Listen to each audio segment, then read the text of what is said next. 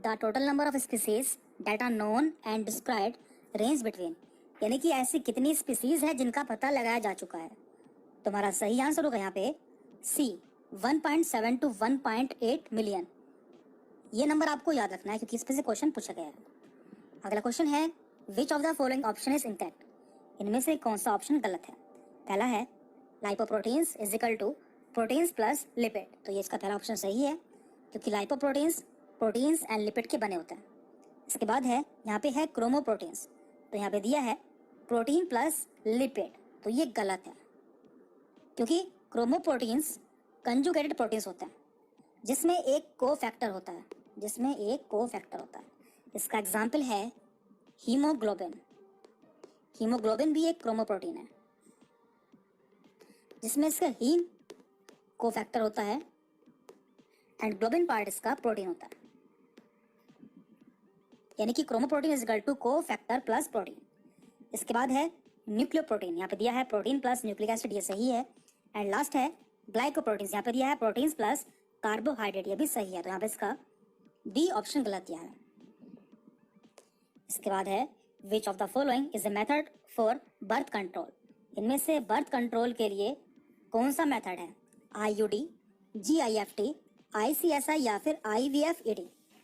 तुम्हारा सही आंसर होगा यहाँ पे ए, यानी कि इंट्रा यूट्राइन डिवाइसेस, जो कि दो टाइप की होती है। नंबर 1 कॉपर कंटेनिंग, यानी कि ऐसी डिवाइसेस जिनमें कॉपर होता है। इसके अलावा नंबर 2 है हार्मोन रिलीजिंग IUD, इनके एग्जाम्पल्स हैं LNG-20 एंड प्रोजेस्टासर्ट, तो ये एग्जाम्पल आपको याद रखना है।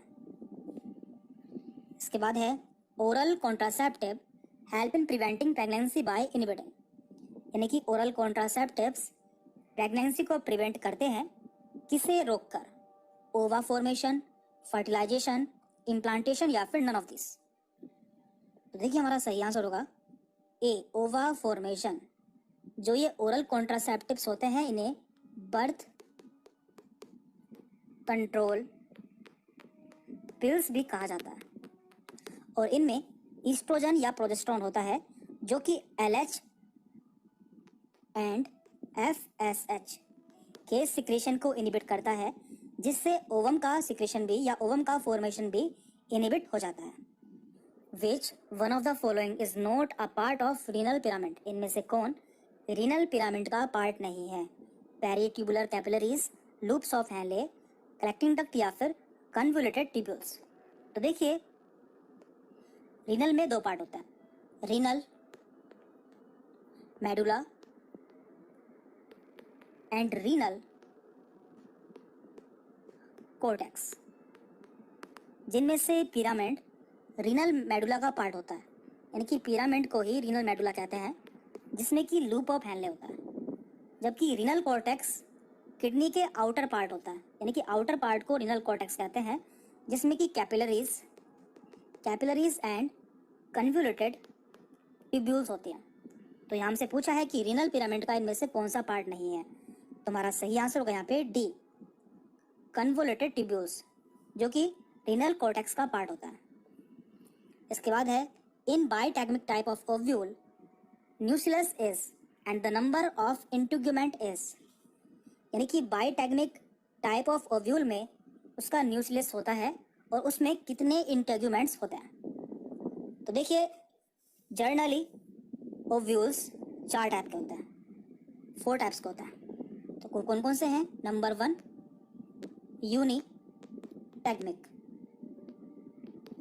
यानी कि ऐसा ओव्यूल जिसमें केवल एक इंटेग्यूमेंट होता है, यानी कि 1 इंटेग्यूमेंट। नंबर 2 बाइटैगमिक,